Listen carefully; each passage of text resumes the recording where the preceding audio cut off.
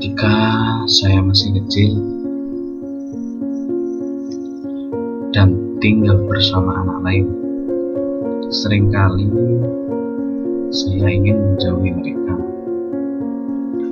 menjauh dari teriakan, cerita, pertengkaran, dan menggenggam suara mereka.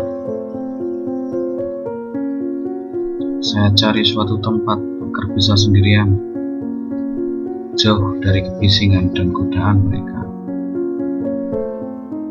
Tempat itu bisa sudut ruangan, di balik tenda yang dibuat seadanya, atau di cabang pohon alpukat yang tumbuh di belakang rumah.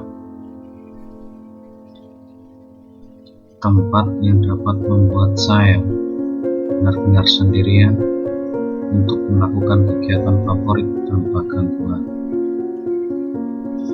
Melamun. Bagi saya yang saat itu masih kecil, bahkan sampai sekarang pun, melamun adalah kegiatan yang paling menyenangkan yang dapat kita lakukan. Terutama di masa kini, ketika begitu banyak hal di sekitar kita yang terus-menerus mengganggu dan menuntut perhatian.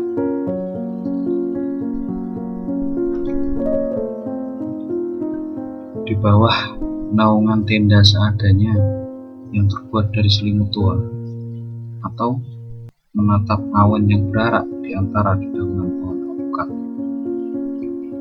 saya biarkan pikiran saya melambung dan memulai perjalanan paling hebat dan penuh petualangan yang dapat saya munculkan dari imajinasi saya yang masih belia. Dalam lamunan aktif ini, saya menempuh perjalanan ke berbagai tempat yang jauh di sana, yang hanya bisa saya temukan dalam pembacaan. Tempat menjulannya gunung tinggi yang dipenuhi bebatuan terjal, yang hanya bisa dijangkau burung elang. Hutan ajaib yang syarat pepohonan yang membisikkan rahasia dan menyesatkan. Gurun berpasir merah yang terasa panas di kaki, dan fata morgana yang membangkitkan harapan, tetapi yang lenyap dalam sekejap.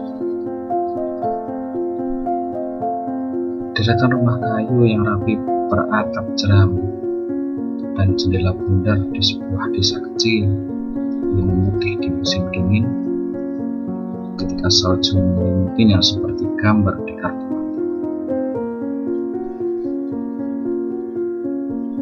Mungkin selama melamun itulah saya melihat diri saya sebagai anak pemberani yang melarikan diri dari rumah untuk menjadi seorang petualang, atau menjelajah yang tak kenal gentar. Saya mendayung sampan yang terseret arus deras, jeram yang berbusa putih yang berbahaya, langsung menuju air terjun, dan di situ dengan tak berdaya saya terbawa aliran air yang suaranya memekakkan telinga, dan terjun menukik menyambut maut setinggi 30-an meter, tercebur ke dalam air sungai yang dingin di utara. Dan entah bagaimana, secara ajaib saya selamat. Itulah yang saya lakukan. Dan dalam lamunan itu,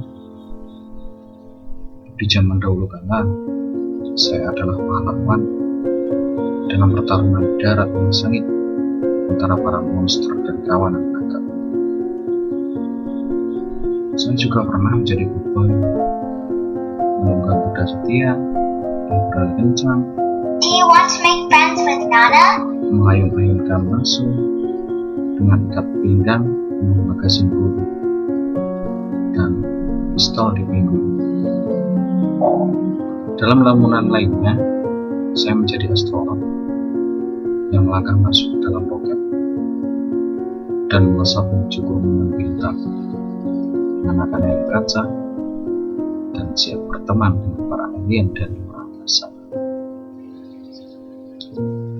Ada kalanya lamunan saya tak sememuka itu dan lebih merupakan angan-angan belaka. Dalam khayalan itu, saya orang paling populer di sekolah, selalu menjadi murid terpandai di kelas dan dipuji oleh semua teman, orang tua, dan para guru. Saya sangat pintar dan selalu muncul sebagai dewa penyelamat setiap kali ada masalah, atau ketika murid lain menghadapi masalah, saya orang yang paling dapat dipercaya, dapat diandalkan, dan disukai. Jika saya tidak ada, semua orang akan merindukan saya dan keadaan menjadi jauh lebih mengerikan. Dalam lamunan itu, saya selalu menjadi titik sentral. Saya adalah pemeran utama, pahlawan, dan semua orang ingin menjadi saya. Pada saat-saat langka yang saya miliki untuk diri sendiri, diselimuti oleh kesendirian, terkungkung dalam ruang kecil milik sendiri, saya merasa bebas menjadi sosok yang tidak pernah bisa saya alami ketika ada orang lain di sekitar saya.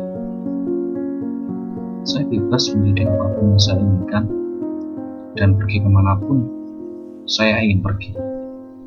Tidak ada yang bisa menghentikan saya, tidak ada yang bisa mengendalikan saya, dan mendikte saya untuk melakukan berbagai hal yang harus dilakukan. Seolah-olah saya diberi kunci ajaib yang bisa digunakan untuk membuka apa saja, atau karpet terbang yang bisa membawa saya kemanapun suka hati.